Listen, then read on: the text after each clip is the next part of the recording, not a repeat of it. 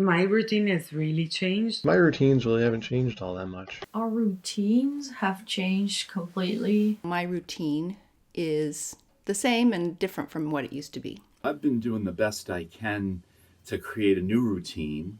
My personal routine hasn't changed so much.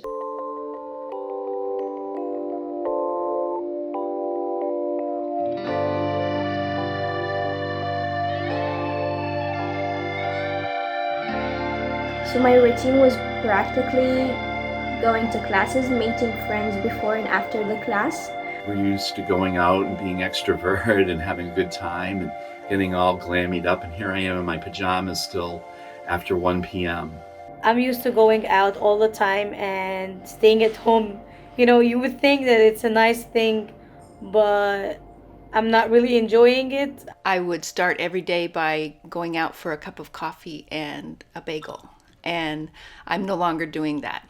I don't play music anymore right now. It just makes me sad and emotional, so. Since I like going out and meeting friends and socializing, so social distancing have been a disaster for me. I don't have to come home from concerts at 2 in the morning, and I don't have to get up at 6 in order to go and teach. I'm back to where I was before. For many years I worked from home, and now it feels like I'm back. Just not having to drive like 60 miles to teach at night and coming back at 11, I just come home. All those imposed schedules are lifted, and so my body's finding a kind of happy rhythm. To alleviate some of the angst and loneliness, I play music for people online. We're Italians, so we are cooking a lot, more than ever. I'm able to shut myself off in my office and just do the work I have to do, and occasionally peer out and see the sunshine. A typical day for me is like sleeping, eating, sleeping, eating. I'm actually reading The Plague by Albert Camus. May not be the best choice. I've been offering English lessons. I'm only studying and meeting online friends. Cleaning everything, and I've never seen my wardrobe so clean and tight, so. He really likes the couch, so we sit and listen to music. Every day I watch the Pope Francis Mass. Basically, it's music, art, jokes. It has been affecting my mental health. My routine has actually improved. I'm actually behaving in a more healthy way than I usually do. My schedule has become more biological. So some people will respond badly, and I will play music. I live by myself. My fiance lives in another city. And so our relationship has always been a bit distant in terms of physical distance. We certainly did spend a lot of time together.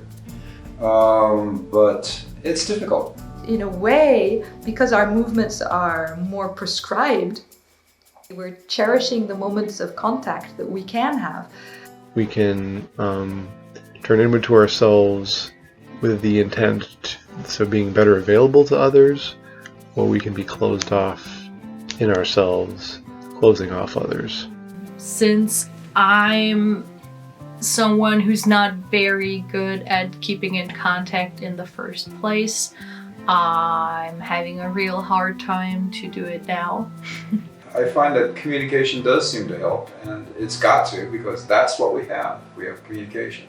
I never feel lonely because I'm never alone in my house, but I know there's some friends of mine that are doing this quarantine alone, so I think that's much more difficult. My transgender community is sticking together, as isolation is something we all know very well, as many of us are isolated every day in our lives. We can help other folks that aren't used to this, and I see that in social media. People make community wherever they can. This is, I think, the best aspect of being human. And I find that now we are relying on technology to do this online. I am doing a really good job of keeping in touch with people. Facebook has been a great way to keep connected, and although there are still lots of messages about COVID-19, there are also fantastic friends who are keeping each other buoyed with funny stories and just to keep your spirits up. And I do have a lot of people that I've been staying in touch with. It seems like Facebook and social media, people are using their video cameras more. The video calling and video communications made us much more distant. The conversation never really got intimate or, deep. So we just started phone calling, I think, all of us. I've been connecting a lot with friends that I am close to and friends that I am not close to, who I haven't seen for a long time, or maybe I haven't even seen them ever before. It has definitely brought a lot of people together in a certain way. I'm trying to push myself towards being available to people in the mediums we have.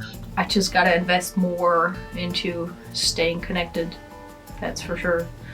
We're using this to stay connected as a group and even one-on-one, which is really good because we don't really know when we're going to see each other again.